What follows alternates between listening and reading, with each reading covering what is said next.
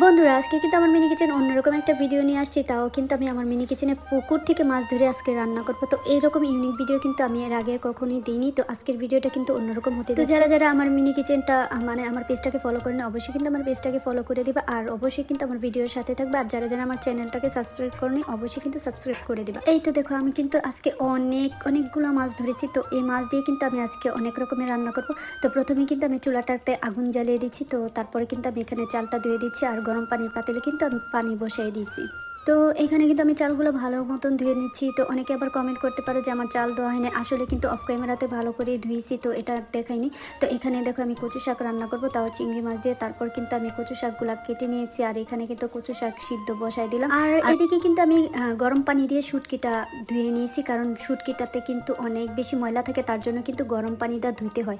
তো এখানে কিন্তু আমি মরিচ আর হলুদ আর লবণ দিয়ে কিন্তু আমি চিংড়ি মাছটা মেখে নিচ্ছি। তারপর কিন্তু আমি চিংড়ি মাছ দিয়ে কচু শাক দিয়ে রান্না করব, আর শুটকিটা দিয়ে কিন্তু আমি কাঁঠালের বিচি দিয়ে রান্না করব। তো এখানে কিন্তু আমার ভাতটা হয়ে গেছে। তো ভাতটার আমি মার গেলে নিলাম, আর এদিকে কিন্তু আমি একটা কড়াই বসাই দিছি। তো এখানে দিয়ে দেব তেল, আর এই তেলে কিন্তু আমি আজকে বড়া বানাবো, তাও মসুর ডাল বেটে নিয়েছি। তো সব কিছু কিন্তু আমি আমার অফ ক্যামেরায় করে নিয়েছি। আর এদিকে আরেকটা কড়াই বসাই দিয়েছি, ওইখানে কিন্তু আমি তেল দিয়ে দিলাম। তারপর কিন্তু আমি ওখানে কয়েকটা পেঁয়াজও দিয়ে দিছি।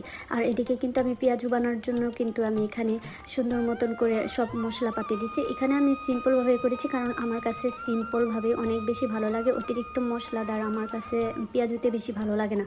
তো এখানে কিন্তু আমি পেঁয়াজ আর কাঁচামরিচ আর হলুদ মরিচ আর লবণ দিয়ে দিয়েছি। তারপরে কিন্তু আমি এই ছোটো ছোটো একদম কিউট করে কিন্তু আমি পেঁয়াজগুলো ভাজতেছিলাম। আর এদিকে আমি ডাল ভালো মতন ওয়াশ করে নিচ্ছি, কারণ আজকে কিন্তু আমি সজনে পাতা দিয়ে ডাল দিয়ে চচ্চড়ি করব।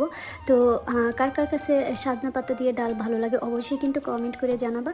তো এখানে কিন্তু আমি একে একে সবগুলো পেঁয়াজই ভেজে নেওয়ার চেষ্টা করছি। আর অন্যদিকে পেঁয়াজটা কিন্তু ভালো মতন ভাজা হয়ে গেছে। তারপর কিন্তু আমি এখানে একটু পানি দিয়ে দিলাম। তারপরে কিন্তু এখানে আমি ওই যে হলুদ মরিচ দিয়ে মাখিয়ে রাখা চিংড়ি মাছটা, তো এখান থেকে অর্ধেক দিয়ে দিলাম, আর বাকি অর্ধেক কিন্তু আমি রেখে দিয়েছি। এটা দিয়ে কিন্তু আমি আরেকটা রেসিপি করব। আমার এই রান্নাগুলো কে কোথা থেকে দেখতেছো অবশ্যই কিন্তু কমেন্ট করে জানাবা। আর যারা যারা কিন্তু আমার বন্ধু হও নাই অবশ্যই কিন্তু চ্যানেলটাকে লাইক কমেন্ট করে অবশ্যই পাশে থাকবা আমার। এই তো আমার চিংড়িটা ভালো মতন ভুনা হওয়ার পর কিন্তু আমি এখানে কচু শাক দিয়ে দিছি। তো কচু শাকগুলো এত নরম হয়েছে, পুরাই একদম মাখন হয়ে গেছে। আসলে অনেকের ধারণা যে আমরা এগুলা ভালো মতো রান্না করি না, তার জন্য কিন্তু আমরা এগুলা খাই না, ফেলে দিই। আসলে কিন্তু এমনটা না, আমরা কিন্তু সবগুলো রান্নাই একদম পারফেক্ট ভাবে করি, যাতে যেন আমরা এগুলা খেতে পারি। অবশ্যই কিন্তু আমি এগুলা খাই, আমার বাচ্চারা খায়।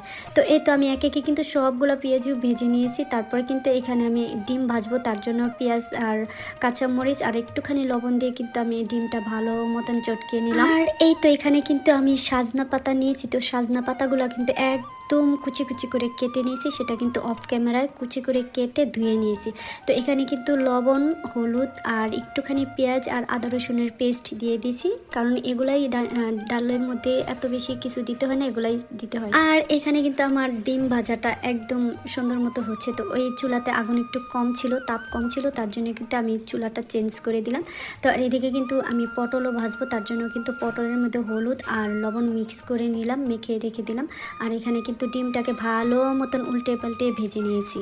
তো এখানে কিন্তু আমি আরেকটা কড়াই বসাই দিয়েছি। তো এখানে কিন্তু এখন রান্না হবে আরেকটা আইটেম। তো এখানে আমি তেলটাকে ভালো মতন গরম করার পরে কিন্তু এখানে আমি পটলটা ভেজে নিচ্ছি।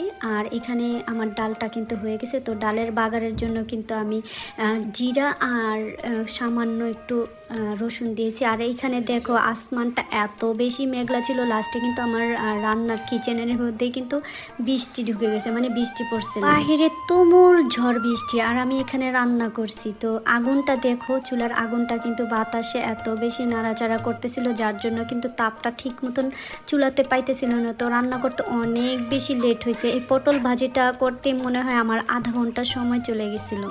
তারপরও কিন্তু আমি রান্না বান্না চালিয়ে গেছি, কারণ আমি এত কষ্ট করে সব কিছু গুছিয়ে নিয়েছি। তো আমার মনটা চায়নি যে আমি রান্নাগুলা ফেলে দিই বা রেখে চলে যাই। তো এখানে কিন্তু আমি বসাই দিছি। তো আরেকটা পাতিলে কিন্তু আমি শসার তরকারি বসানোর জন্য কিন্তু আমি এখানে মাছগুলা কষায় নিলাম। তো শসার তরকারি কে কে খাও অবশ্যই কিন্তু কমেন্ট করে জানাইবা। আমার কাছে কিন্তু অনেক বেশি ভালো লাগে এই শসার তরকারি। এখানে কিন্তু মাছগুলো ভালো মতন কষানো হয়ে গেছে। তারপর কিন্তু আমি শসা দিয়ে দিচ্ছি। আর এখানে কিন্তু আমার পটল ভাজাগুলো হয়ে গেছে। তো এখানে আমি পটল ভাজার তেলেই কিন্তু পেঁয়াজ দিয়ে দিলাম। তো এখানে কিন্তু শুটকির তরকারিটা রান্না করা হবে, যা কাঁঠালের বীজ দিয়ে রান্না করব। আর আমার এই রান্নাগুলো কেমন হইতেছে অবশ্যই কিন্তু তোমরা কমেন্ট করে জানাইবা। তো এই তো আমি একটু ঝোল দিয়ে দিছি, শসাটা যেন ভালো মতন সিদ্ধ হয়। আর এখানে পেঁয়াজগুলা কিন্তু লাড়াচাড়া আমি ভাজা ভাজা করে নেব। তারপরে কিন্তু এখানে সব মশলাপাতি যা যা আছে সব কিছু দিয়ে দেবো। তো এই শুটকিটাও কিন্তু আমি অফ ক্যামেরাতে ভালো মতন ধুয়ে নিছি। তো এই তো আমি আদা রসুন হলুদ মরিচ আর লবণ দিয়ে দিছি। তারপরে কিন্তু ভালো মতন নাড়াচাড়া করে শুটকিটার মধ্যে কিন্তু আমি এই কাঁঠালের বীজগুলো দিয়ে দিলাম। এই তো কাঁঠালের বীজগুলো কিন্তু সব কিছু আমি দেওয়া শেষ। তারপরে কিন্তু এটা ভালো মতন নাড়াচাড়া করে একদম কম জালে কিন্তু রান্না করব। আর এখানে রান্না করতে করতে আগুনটা একবারে নিভে গেছিলো, কারণ এত জোরে বাতাস আর বৃষ্টি আসছিলো, তার জন্য কিন্তু আগুনটা আর জ্বালাইতে মানে রাখতে পারিনি, নিভে গেছিলো। তো আমি এখানে কিন্তু আগুনটা ভালো মতন আবার জ্বালিয়ে দিলাম। তো এখানে আগুন জ্বালানোর জন্য কিন্তু আমি এখানে তেল ব্যবহার করছি। তো লাকড়িটা কিন্তু এখানে শো রাখছি। তো অনেকে মনে করো যে এই লাকড়ি দিয়ে রান্না হয় কেমনে, হ্যান ত্যান কমেন্ট করো। আসলে কিন্তু এই লাকড়িটা আমরা রাখি, এটা একটু শো, মানে চুলার ভিতরে লাকড়ি না দেখলে মানে কেমন একটা লাগে, ভালো লাগে বলো, তার জন্য কিন্তু লাকড়িটা এটা শো রাখছি। কিন্তু লাকড়ি দিয়ে কিন্তু রান্না হয় না, ভিতরে কিন্তু আমি আগুন জ্বালাইছি। এটা সয়াবিন তেলে ডোমা ভিজে মানে নেকড়া যে কাপড়, এই কাপড়টা ভিজিয়ে কিন্তু আমি এখানে আগুনটা জ্বালাইছি। তো অনেকেই জানো না, তার জন্য কিন্তু আমি বলে দিলাম আসলে কিন্তু এটা আগুনটা কাপড় দিয়ে মানে জ্বালাইছি, এখানে কিন্তু লাকড়ি জ্বলতেছে না। তো এই তো প্রায় কিন্তু আমার রান্না বান্না শেষ, অনেক কষ্ট করে কিন্তু রান্নাগুলা করলাম। তো এই তো আমার রান্না শেষ। তো ভাতের ইটা নামিয়ে ফেললাম, ভাতের পাতিলটা। তো ভাতটা একটু ছেঁকা দিয়ে নিছি। তো এই ভাতটা কিন্তু এখন প্লেটে বেড়ে নেব, তার জন্য কিন্তু আমি প্লেটার সাজাবো। তার জন্য কিন্তু ভাত একটা বাটিতে বেড়ে তারপরে আমি প্লেটারে দেব, মানে প্লেটটা সুন্দর করে সাজাবো আর কি। তো এই তো আমার প্লেট নিয়ে আসছি। তো এই প্লেটের মধ্যে কিন্তু ভাতটা ঢেলে দিলাম, আর এখানে কিন্তু সব রকম খাবারগুলো সাজিয়ে দেবো। তো এত কিউট লাগছে প্লেটারটা, একটু দেখো, জাস্ট দেখার মতো রাজকীয় একটা প্লেট হয়েছে।